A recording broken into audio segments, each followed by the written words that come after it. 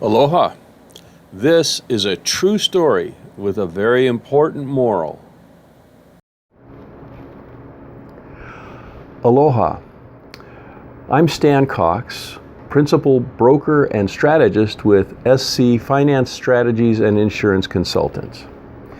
Today I want to tell you a short story, a true story that has a moral, a really important moral. This is the tale of two billionaires. The following stories, as I said, are true to the best of my knowledge and the research that I've done. And I must admit, I was a bit surprised to learn what I'm about to relate. This story is of two families who immigrated to the U.S. in the mid-18th century.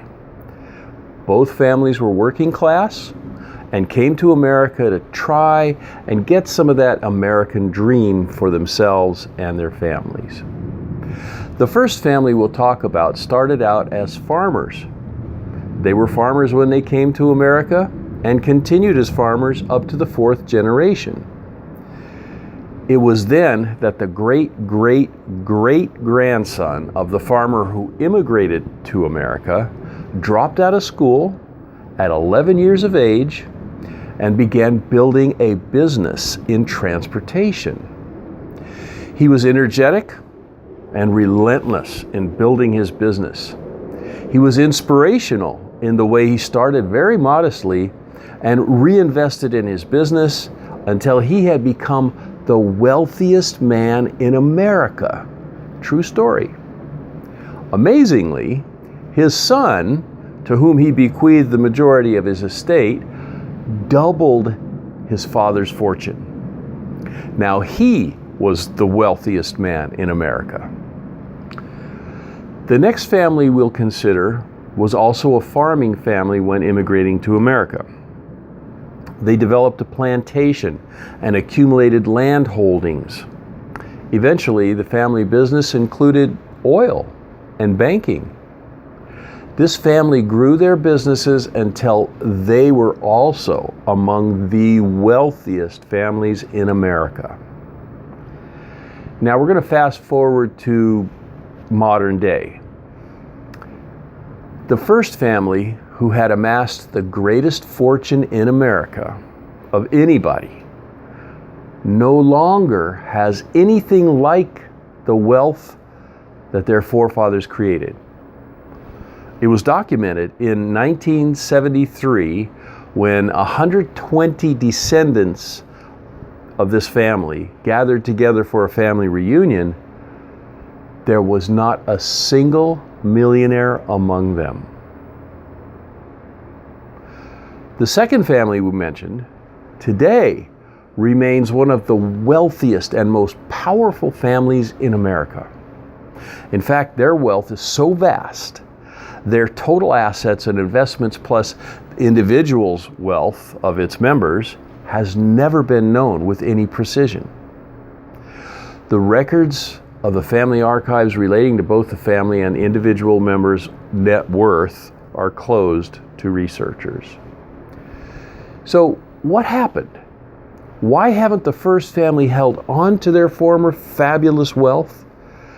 And how have the second family been able to maintain and continue to grow their family wealth?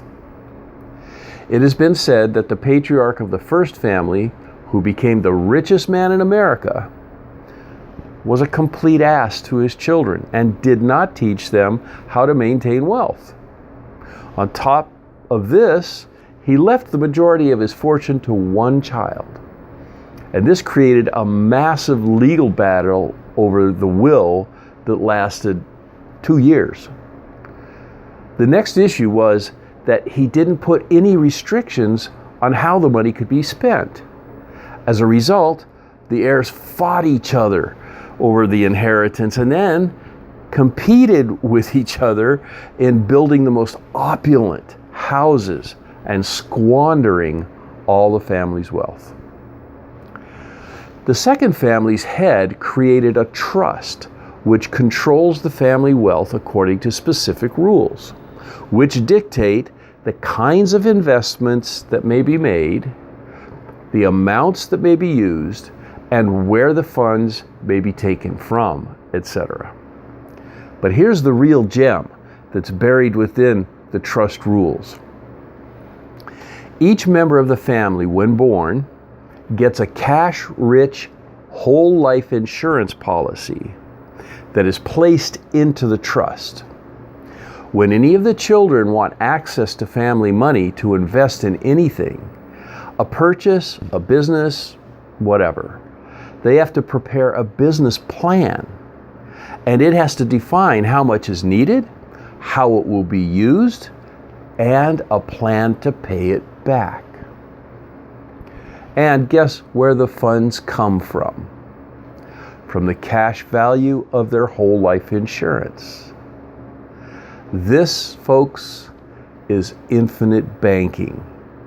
And it is the perfect tool for teaching our children and heirs how to manage money the smartest possible way.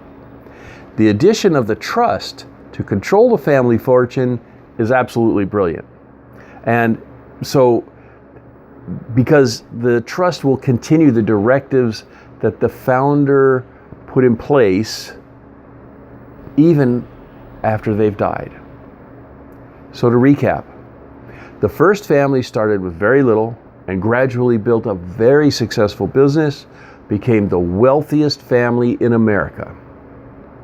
Then, without the advantage of sound financial education or restraints, the subsequent generations basically squandered the fortune away.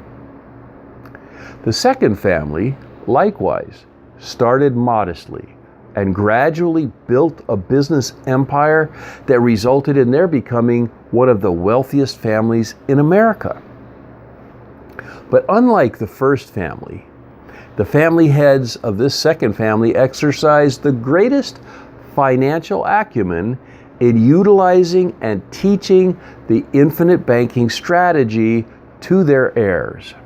As a result, they remain one of the wealthiest and most powerful families in America today. The two families referred to here are, one, the Vanderbilts, and the second, the Rockefellers. My references are Wikipedia and two books. One, The Fall of the House of Vanderbilt, and the other is What Would the Rockefellers Do? You can learn and employ the infinite banking strategy to your greatest advantage also. My wife and I have been using and teaching this phenomenal finance strategy for a number of years now, and I have written two books, here they are, about it, and the hybrid finance strategy incorporating infinite banking and sweep with cash flow management that we call Tax-Free Cash Growth Warehouse. The books are available on Amazon.com, and we have produced an all-information, no sales webinar that you can watch for free. Links to the books and the webinar are in the description box below. I hope you'll take advantage, and I'll see you on the next video.